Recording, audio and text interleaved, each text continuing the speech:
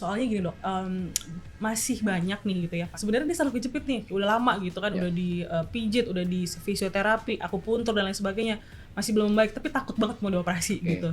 Nah, karena katanya, soalnya nanti takut habis operasi nggak bisa jalan, kan kadang-kadang suka gitu. Nah itu dokter ada bantahan nggak terkait mitos-mitos tersebut gitu dok? Jadi mungkin bukan bantahan ya, tapi lebih ke meluruskan mitos tersebut. Ini dibilang mitos iya, dibilang fakta iya. Kalau misalnya operasi bisa jadi lumpuh, apakah bisa? Iya, tetap bisa. Itu namanya resiko operasi. Tapi seberapa besar resiko operasi tersebut? Biasanya berdasarkan literatur tuh resiko operasinya itu kurang dari 5%. Gitu. Namanya semua tindakan medis pasti ada namanya resiko. Tapi ya tadi kecil resikonya. Nah ini yang saya mau sampaikan juga terutama buat Sobat Manda ya. Kadang buat calon pasien atau orang yang mau dioperasi itu hanya mikirnya ini resiko operasinya. Saya takut dok kalau dioperasi nanti bisa begini, bisa begitu gitu. Apalagi denger suara-suara dari tetangga gitu ya.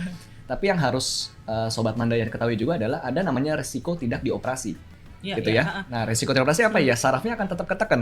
Sarafnya akan tetap kejepit. Mana yang lebih besar? Mau dibiarin aja, sarafnya ketekan terus, lama-lama makin berat. Apakah itu bisa lumpuh? Iya, bisa lumpuh juga. Bahkan lebih besar resikonya dibandingkan kita operasi. Kayak gitu sih. Jadi yang itu harus Sobat Mandaya ketahui. Jadi nggak cuman ada namanya resiko operasi, tapi ada juga namanya resiko jika tidak dioperasi. Jadi lama-kelamaan ya sarafnya akan makin lama ketekan atau di tempat yang lain ya. Kalau yang memang semakin lama makin kejepit, makin berat. Nah itu yang tadi bilang, yang tadinya hanya nyeri saja atau mungkin kesemutan, hanya gejala sensorik.